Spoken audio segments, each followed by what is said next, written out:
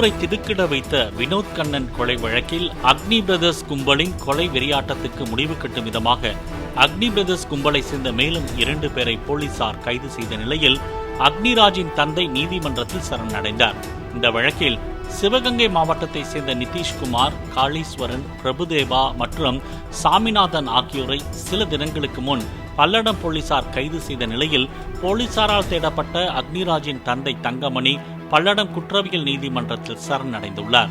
மேலும் சிலரை போலீசார் தேடிய நிலையில் அக்னி பிரதர்ஸ் கும்பலை சேர்ந்த சிவகங்கை மாவட்டம் ஆவாரங்காட்டை சேர்ந்த அஜய் தேவன் மற்றும் திருச்செந்தூரை சேர்ந்த சுரேஷ் ஆகியோரை போலீசார் கைது செய்துள்ளனர்.